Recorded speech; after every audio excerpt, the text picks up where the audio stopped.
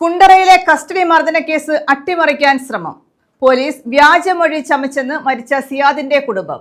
പറയാത്ത കാര്യങ്ങൾ മൊഴിയിൽ എഴുതി ചേർത്തെന്ന് സിയാദിന്റെ പിതൃ സഹോദരൻ ബഷീർ പറഞ്ഞു. കുണ്ടറയിൽ പോലീസ് കസ്റ്റഡിയിലെടുത്ത് വിട്ടയച്ച സിയാദ് ചികിത്സയിലിരിക്കെ മരിച്ച സംഭവത്തിലാണ് പോലീസിനെതിരെ ഗുരുതര ആരോപണവുമായി ബന്ധുക്കൾ രംഗത്തെത്തിയത്.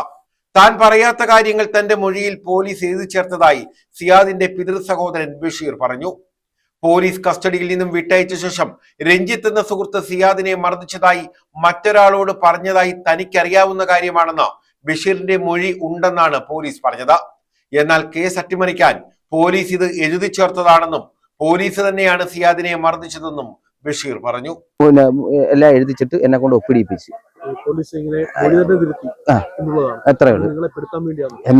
തീർച്ചയായിട്ടും തീർച്ചയായിട്ടും അങ്ങനെയുള്ള കാര്യം ഞാൻ പറഞ്ഞിട്ടില്ല. ഞാൻ വേറെ അടിച്ചിട്ടുള്ള കാര്യം ഞാൻ പറഞ്ഞിട്ടില്ല. വേറൊരു രഞ്ജിത്ത് അവര് പറയുന്നത് ഇപ്പൊ എന്താ രഞ്ജിത്ത് എന്ന് പറയുന്നൊരു പാർട്ടി അടിച്ചെന്ന് പറഞ്ഞാൽ അത് ഞാൻ പറഞ്ഞിട്ടേ ഇല്ല. ഞാൻ പറഞ്ഞിട്ടേ ഇല്ല. അവര് രക്ഷപ്പെടാൻ വേണ്ടിയായിരിക്കും. എല്ലാവരും എന്താ തീർച്ചയായിട്ടും ഞാൻ മൊഴി കൊടുക്കാൻ വേണ്ടി പോയതാണ്. മരണം അറിഞ്ഞു പോയതാണ്. ഇവിടുന്ന് പഞ്ചായത്ത് മെമ്പറേയും വിളിച്ച് ശിവാബ് എന്ന് പറഞ്ഞ കാര്യം വിളിച്ച് നേരെ കുണ്ടറ പോലീസ് സ്റ്റേഷനിൽ ചെന്നു. എനിക്ക് ഞാൻ പറഞ്ഞ സിയാന്റെ കൊച്ചാപ്പ ഞാൻ മരണം അറിഞ്ഞ് വന്നതാ, ഇവിടെ മൊഴി കൊടുക്കാൻ വേണ്ടി വന്നതാ.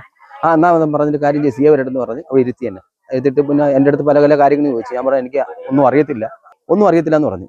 രണ്ടുപേരെ ഇടിച്ച് ഒരു പ്രാവശ്യം എന്നെ വിളിച്ചിട്ട് പറഞ്ഞ് കൊച്ചാപ്പ എന്നെ ശരിക്കും ഇടിച്ചെന്ന് പറഞ്ഞു. നമ്മൾ ആരിടിച്ചതാന്ന് ചോദിച്ചു. ആരിടിച്ചെന്ന് പറഞ്ഞു അതൊന്നും എൻ്റെ അടുത്ത് പറയാം പിന്നെ പറയാന്ന് പറഞ്ഞു. അപ്പൊ പോലീസുകാരാ ഇടിച്ചിരിക്കുന്നവന് ശരിക്കും ഇടിച്ചത്. അപ്പൊ അവന് പേടിയായിരുന്നു. താൻ പറയാത്ത കാര്യങ്ങൾ പറഞ്ഞതായി വ്യാജമൊഴി ഉണ്ടാക്കി കുറ്റക്കാരായ പോലീസുകാരെ രക്ഷിക്കാനുള്ള ശ്രമമാണ് നടക്കുന്നത്.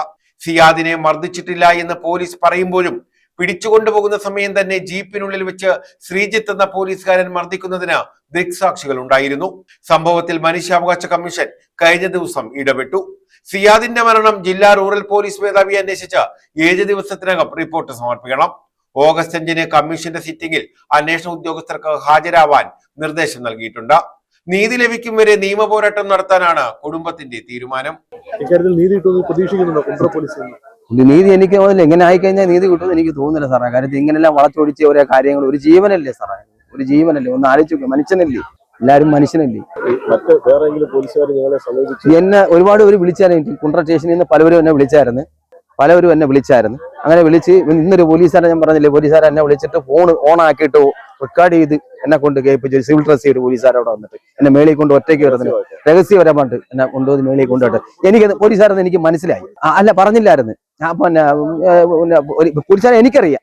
ഞാൻ പുള്ളിയായിട്ട് സംസാരിച്ച് എന്നെ അവിടെ വെച്ച് പുള്ളി എന്നെ കൊണ്ട് മാറ്റി സംസാരിച്ചു. പക്ഷെ അതങ്ങനെ നേരിട്ട് പോലീസുകാരൊന്നും ഈ ഫോൺ ഓൺ ആക്കിയിട്ട് ഇങ്ങനെ കാണിക്കേണ്ട കാര്യം വല്ലതും ഉണ്ടോ? ഇങ്ങനെ റെക്കോർഡ് ചെയ്യാൻ പോയി ചെയ്ത് അത് ഞാൻ കണ്ടായിരുന്നു.